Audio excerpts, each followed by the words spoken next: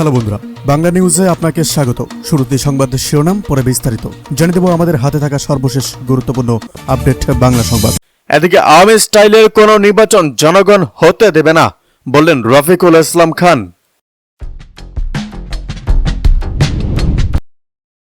আপনাদের জানিয়ে দেব আওয়ামী লীগকে নির্বাচন করতে দেওয়া হবে না, এই ব্যাপারে সবাই ঐক্যবদ্ধ, এরকমই বললেন ব্যারিস্টার ফুয়াদ। আলোচনা করব জুলাই সনদ বাস্তবায়নের ক্ষমতা কমিশনের নেই, এরকমটাই জানিয়েছেন আলী রিয়াজ।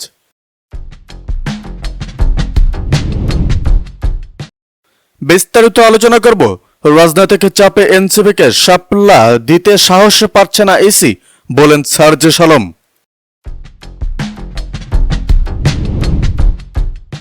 আপনাদের জানিব পিআর পদ্ধতিতে নির্বাচনের দাবিতে এবার চুয়াডাঙ্গায় ইসলামী আন্দোলনের শোভাযাত্রা।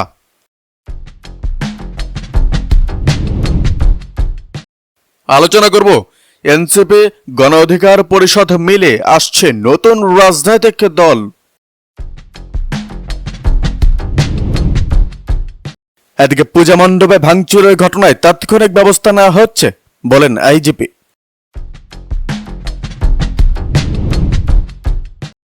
সর্বশেষ আপডেট পাওয়া যাচ্ছে বাংলাদেশে বড় রাজনৈতিক ও প্রাতিষ্ঠানিক সংস্কার চলছে, বলেন প্রধান উপদেষ্টা।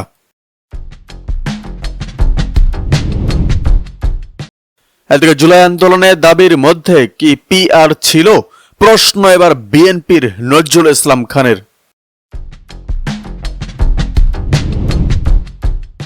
এদিকে জুলাই সনদ বাস্তবায়নের সাংবিধানিক আদেশ ও গণভোট নিয়ে দলগুলো বিভক্ত। ও পদক্ষেপ নিয়ে বিভ্রান্তির সুযোগ নেই বললেন জাপা। জাতীয় পার্টির প্রেসিডিয়াম সদস্য অ্যাডভোকেট রেজাউল ইসলাম ভুইয়া বলেছেন, দলের নিবন্ধন ও প্রতীক নিয়ে কোনো বিভ্রান্তির সুযোগ নেই। সম্প্রতি জাতীয় পার্টির নামে বহিষ্কৃত কিছু ব্যক্তি একটি কাউন্সিল করে নির্বাচন কমিশনে দলের নিবন্ধন ও প্রতীকের দাবি জানালেও সেটি আইনগতভাবে অগ্রহণযোগ্য বলে দাবি করেন তিনি। শনিবার নির্বাচন কমিশনার আনোয়ারুল ইসলামের সঙ্গে সাক্ষাতের শেষে তিনি এসব কথা বলেন। রেজাউল ইসলাম ভুইয়া বলেন, এই কাউন্সিল কোনোভাবেই বৈধ নয়, এটা চেয়ারম্যান কর্তৃক অনুমোদিত না, প্রেসিডিয়াম থেকেও অনুমোদিত নয়। তাই আমরা আনুষ্ঠানিকভাবে নির্বাচন কমিশনের কাছে লিখিতভাবে জানিয়েছি। এসি আমাদের দরখাস্ত গ্রহণ করেছে এবং জানিয়েছে আগামী সপ্তাহে এ বিষয়ে আলোচনা করবে। তিনি আরো বলেন, আমরা বিশ্বাস করি নিবন্ধন ও প্রতীক আগের মতোই গোলাম মোহাম্মদ কাদের নেতৃত্বাধীন জাতীয় পার্টির কাছে বহাল থাকবে। গত সংসদ নির্বাচন, উপজেলা নির্বাচন ও সিটি কর্পোরেশন নির্বাচনে জিএম কাদারের নেতৃত্বে নাঙ্গল প্রতীকে প্রার্থীরা অংশ নিয়েছেন এবং নির্বাচিতও হয়েছেন। কাজেই আইনগতভাবেই বিষয়টি স্পষ্ট। জাতীয় পার্টির এই নেতা অভিযোগ করেন, যারা নিবন্ধন ও প্রতীকের দাবি করছেন তাদের কার্যক্রম কোনোভাবেই গ্রহণযোগ্য নয়। তিনি বলেন, আমরা লিখিতভাবে নির্বাচন কমিশনকে জানিয়েছি, আশা করছি 2-1 দিনের মধ্যেই ইসি আনুষ্ঠানিকভাবে আমাদের অবস্থান। এদিকে জোটগতভাবে প্রার্থী তালিকা প্রণয়ন উদ্যোগ গণতন্ত্র মঞ্চের ত্রয়োদশ জাতীয় সংসদ নির্বাচন সামনে রেখে জোটের প্রার্থী তালিকা প্রণয়ন উদ্যোগ নিয়েছে ফ্যাসিবাদ বিরোধী যুগপথ আন্দোলনের মিত্র গণতন্ত্র মঞ্চ। শনিবার বিকেলে রাজধানীর সেগুনবাগিচায় নাগরিক ঐক্যের কেন্দ্রীয় কার্যালয় মঞ্চের পরিচালনা পরিষদের এক জরুরি সভায় এর সিদ্ধান্ত হয়েছে। সিদ্ধান্ত অনুযায়ী গণতন্ত্র মঞ্চের 6টি দল তাদের নিজেদের প্রার্থী তালিকা তৈরি করে আগামী 4 অক্টোবর অনুষ্ঠেয় মঞ্চের সভায় জোটগতভাবে প্রার্থীদের প্রাথমিক বাছাই পর্ব সম্পন্ন করবে। জানা গেছে, দলের এবং মঞ্চের সেই প্রার্থী তালিকা ভারপ্রাপ্ত চেয়ারম্যান তারেক রহমানের সঙ্গে বৈঠকের মধ্য দিয়ে বিএনপিকে দিতে চায় দল এবং 6 দলীয় এই জোট। সম্প্রতি গণতন্ত্র মঞ্চের কাছে প্রার্থী তালিকা চেয়েছে বিএনপি। ভাসানী জনশক্তি প্রার্থী চেয়ারম্যান শেখ রফিকুল ইসলাম বুলবুলের শপথে সভায় উপস্থিত ছিলেন নাগরিক ঐক্যের সভাপতি মাহমুদুর রহমান মান্না। সভায় দেশের বর্তমান রাজনৈতিক পরিস্থিতি এবং জুলাই সনদ বাস্তবায়ন প্রক্রিয়া নিয়ে আলোচনা করা হয়। মঞ্চের নেতারা দেশের রাজনৈতিক পরিস্থিতি যাতে কোনোভাবেই অস্থিতিশীল না হয়ে ওঠে এবং জনগণের আকাঙ্ক্ষা অনুযায়ী যাতে সংস্কার বাস্তবায়ন করা যায় সে বিষয়ে রাজনৈতিক দলগুলোর ভেতরে অধিকতর ঐক্য প্রতিষ্ঠায় গুরুত্ব আরোপ করেন। তারা বলেন, প্রথম পর্যায়ে এনসিপি গণ অধিকার পরিষদ এবং এবি পার্টির সঙ্গে আলোচনা করা হয়েছে। দ্বিতীয় পর্যায়ে বাম দল ও অন্যান্য ক্রিয়াশীল দলের সঙ্গে আলোচনার মাধ্যমে সমঝোতায় পৌঁছার ব্যাপারে উদ্যোগ নেওয়া হবে। গণতন্ত্র মঞ্চের নেতারা বলেন, যখন আলাপ আলোচনা পথ খোলা আছে এবং বিভিন্ন ধরনের রাজনৈতিক অবস্থানের ভিন্নতা সত্ত্বেও অনেক বিষয় ঐক্যমত্য পৌঁছানো গেছে, তখন আরও কিছু বিষয় ঐক্যমত্য পৌঁছানো সম্ভব। এমন অবস্থায় কোনো সংঘাতের ভেতর দেশকে ঠেলে না দিয়ে বরং আলাপ আলোচনার ভেতর দিয়ে ঐক্য প্রতিষ্ঠার মাধ্যমে জুলাই সনদ বাস্তবায়নের সর্বজনগ্রাহ্য পথ তৈরি করা সম্ভব। তারা বলেন, একটি শান্তিপূর্ণ গণতান্ত্রিক উত্তরণ এই মুহূর্তে জনগণের আকাঙ্ক্ষা, তাকে বাস্তবায়ন করাই রাজনৈতিক দলগুলোর লক্ষ্য হওয়া উচিত। এই লক্ষ্য গণতন্ত্র মঞ্চ তার প্রচেষ্টা আরও জোরদার করবে। সবাই গণতন্ত্র মঞ্চের পক্ষ থেকে সনাতন ধর্মাবলম্বীদের শারদীয় দুর্গাপূজার শুভেচ্ছা জানানো হয়। সিদ্ধান্ত হয়, গণতন্ত্র মঞ্চ আগামী 29 সেপ্টেম্বর বিকেলে ঢাকেশ্বরী জাতীয় মন্দিরে পূজা মণ্ডপ পরিদর্শনের মধ্য দিয়ে মন্দির মণ্ডপ পরিদর্শন কার্যক্রম শুরু করবে এবং দেশের বিভিন্ন স্থানে পূজা মণ্ডপ পরিদর্শন করবে। এদিকে সংখ্যালঘু শব্দে আমরা বিশ্বাস করি না, আমাদের বড় পরিচয় আমরা মানুষ, বলেন সামা ওবায়দ।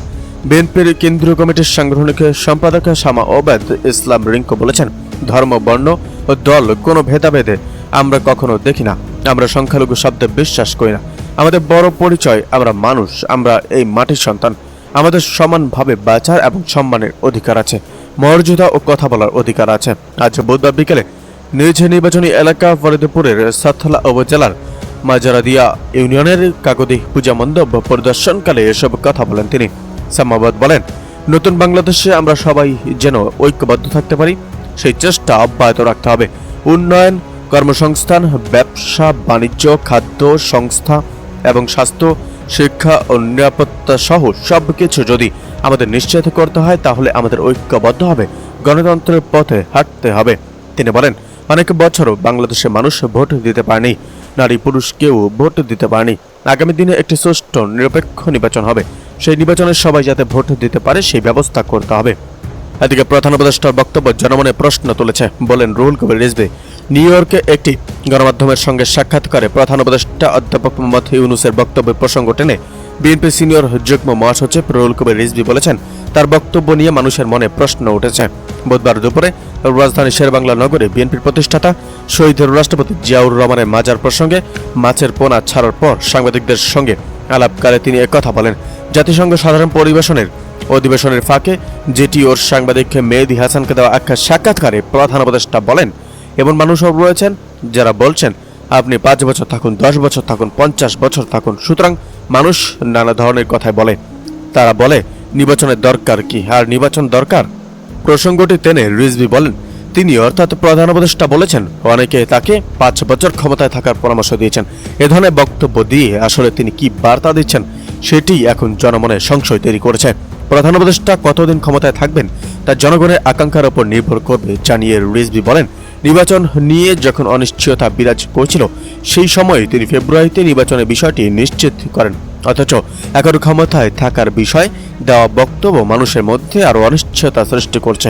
অর্থনৈতিক পরিস্থিতি নিয়ে সমালোচনা করে রিজভী বলেন, দেশের ব্যাংকগুলো খালি হয়ে গেছে।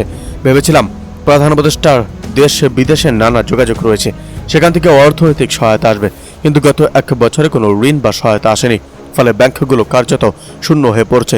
চাঁদাবাজি প্রসঙ্গে তিনি বলেন, বিএনপি কেউ যদি এমন কাজে জড়ায় তারেক রহমানের নির্দেশে সরাসরি সঙ্গে সঙ্গে বহিষ্কার করা হচ্ছে, তবে আইনি ব্যবস্থা নেওয়া সরকারের দায়িত্ব, সেটি সরকার করতে পারছে না। এদিকে বিবিএস এর তথ্য প্রশ্নবিদ্ধ, দেশের জনসংখ্যা এখন 19 কোটি। ইসি তাহমিদা, নির্বাচন কমিশনার তাহমিদা আহমেদ বলেছেন, নির্বাচন কমিশনের ভোটার তালিকা অনুযায়ী বর্তমান দেশের সংখ্যা 19 কোটি। এর মধ্যে রাজধানী ঢাকায় রয়েছে 1,51,00,000 মানুষ। আজ রোববার রাজধানী আগারগাঁওয়ে নির্বাচন কমিশন ভবনে নির্বাচন কমিশন সচিবালয়ের সম্মেলন কক্ষে এক সংলাপে তিনি এ তথ্য জানান। ত্রয়োদশ জাতীয় সংসদ নির্বাচন উপলক্ষে